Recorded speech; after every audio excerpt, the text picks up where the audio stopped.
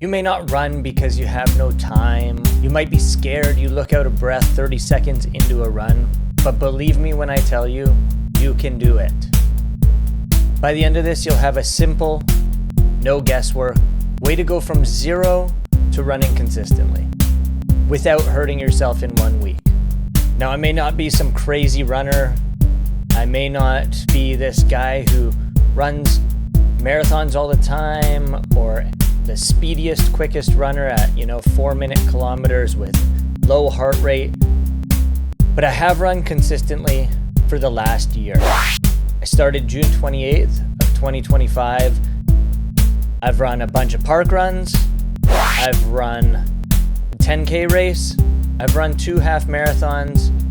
And I got injured along the way. So trust me, I may not be the expert who will tell you everything you need to do or a running coach, but I do know how to make this work. The video will cover the gear you need, the pacing rule to prevent burnout, a 4-week framework for you to go and get started, and how to tell whether you're actually injured or whether it's just normal soreness. There are YouTube channels out there that talk about latest running gear, must-have running essentials. Now listen, you can get a pair of runners, put them on your feet, walk out the door, start running. You need shoes. Basically, that's it. The one non-negotiable though, and I say this and I don't take it lightly because I was a guy who got, $30, $40 pairs of running shoes when I first started. And I would say invest in a proper pair of running shoes. I have videos on this about my favorite running shoes that I use, but I would say do not use old sneakers, do not use cross trainers, find a shoe that fits, get your foot sized. That matters way more than anything else. And you can check out the video up here for, running essentials in terms of what kind of runners I like to use. There are optional things you can have that are nice, but you don't need. Moisture wicking socks. I always talk about socks because I used to run in just cotton Adidas socks, and then I started getting blisters and soreness in my feet. So I like a good running sock, a running app or GPS watch. Everyone has Strava in their pocket with their phones. So again, these are nice to have, but you don't need them. You don't need 2 running watches like I have. They're not required to begin. All you need is a pair of shoes and your feet. Now let's talk about the pacing rule that nobody really ever tells beginners. When I first started running, I was on Strava already because I used to do cycling, and some of my friends on there were runners, and I would see their paces. The one mistake that every beginner makes, including myself because I started out doing a mile a day, is you run too fast from day 1. You gas out, and then you assume I'm just not a runner. Now the problem with this is you think you can be fast, you know you can be fast, but again, the body doesn't handle it correctly.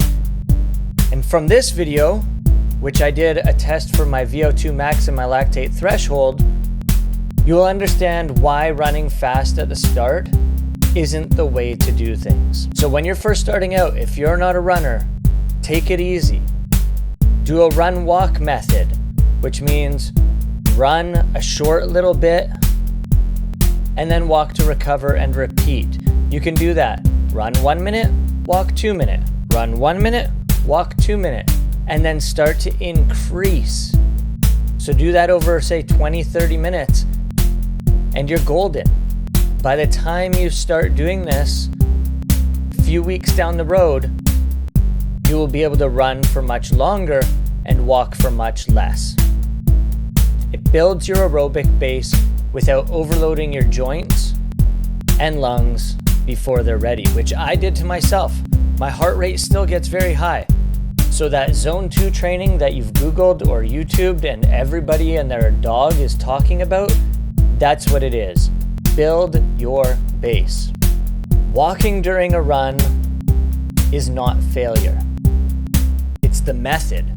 So walk, run, walk, run. Understand the method, and you will be loving yourself at the end of it. All right, so let's talk about the 4-week starting framework. Week by week progression.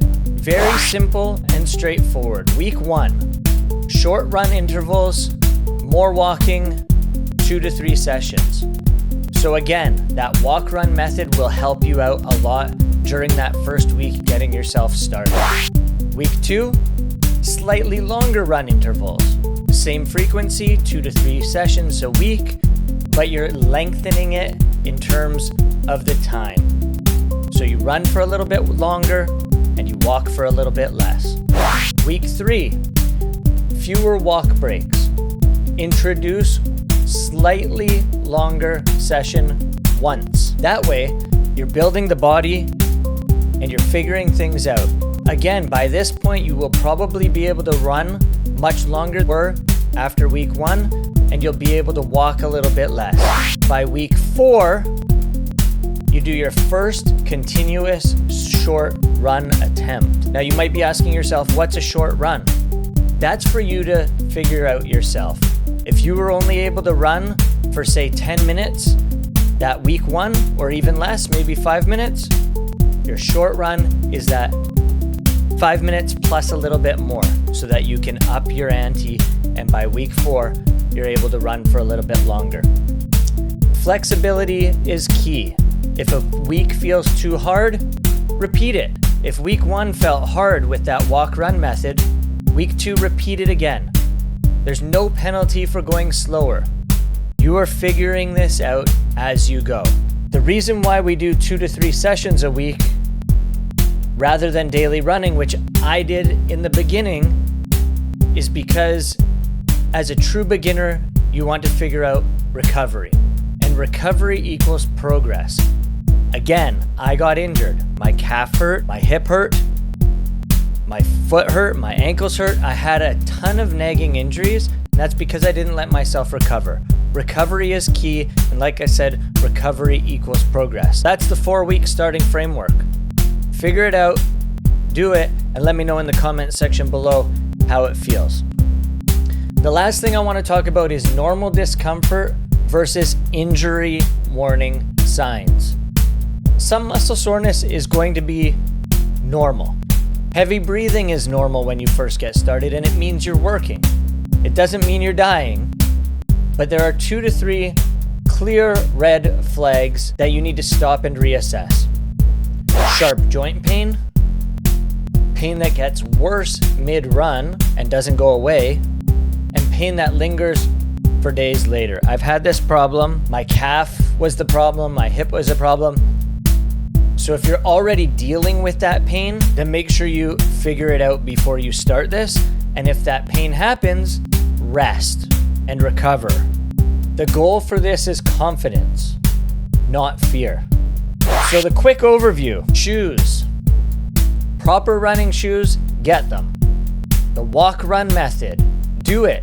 There is nothing wrong with it. If people are passing you, who cares? 4-week framework, you got this. And finally, the difference between soreness and injuries. If you like this, make sure you click on that like button, subscribe button, click the notification bell to find out when I have new videos coming up. You can actually do this.